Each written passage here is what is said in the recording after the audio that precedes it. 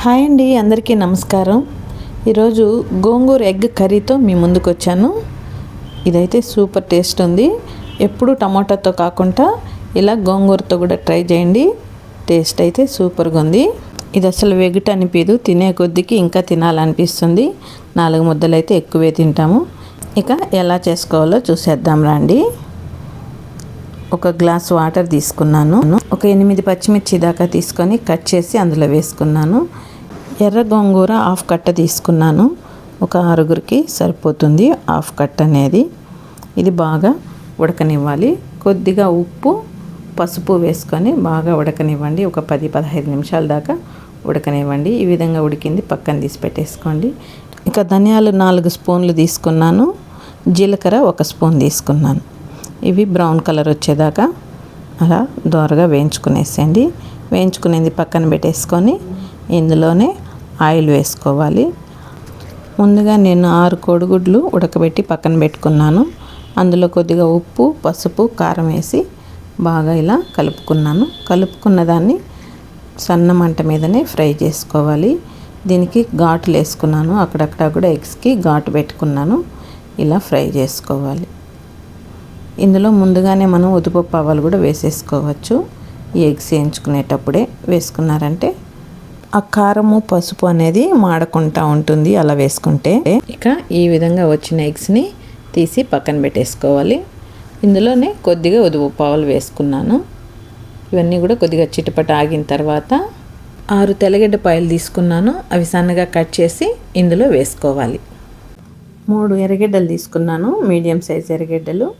అవి సన్నగా కట్ చేసుకొని ఇందులో వేసేసుకోవాలి.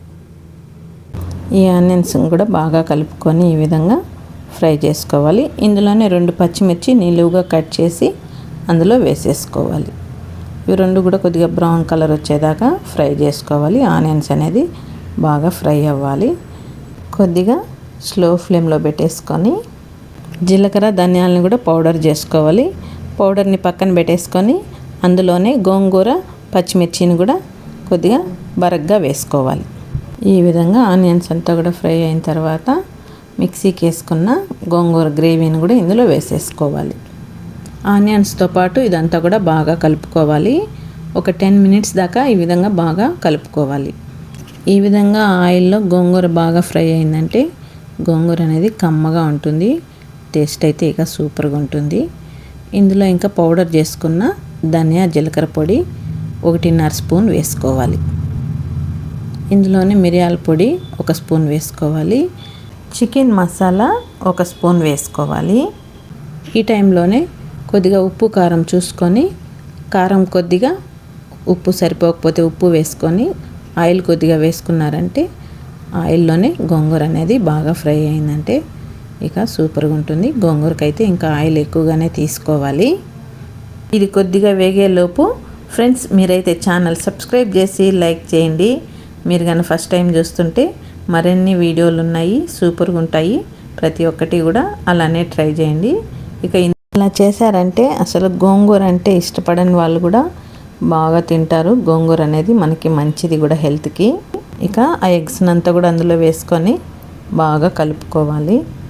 ఎగ్స్ కూడా బాగా ఒక 10 మినిట్స్ దాకా కలుపుకుంటూ ఈ విధంగా బాగా ఉడికిందనుకోండి. గోంగూర ఎగ్ అనేది ఆయిల్లో బాగా ఉడికిందంటే టేస్ట్ అయితే కమ్మగా ఉంటుంది. ఆ మసాలా అంతా కూడా ఆ ఎగ్స్లోకి వెళ్ళేసి కర్రీ అయితే అంత సూపర్గా ఉంటుంది.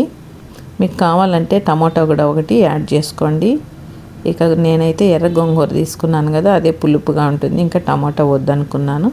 మీకు కావాలంటే ఒక టమాటో కూడా యాడ్ చేసుకోవచ్చు. మీరు కూడా ఇదే విధంగా ట్రై చేసి మీకు ఎలా కుదిరిందో కామెంట్ చేయండి. ఫ్రెండ్స్ మీ లైక్ అయితే నాకు మరో వంట చేయడానికి ఎంకరేజ్ చేసినట్టు ఉంటుంది.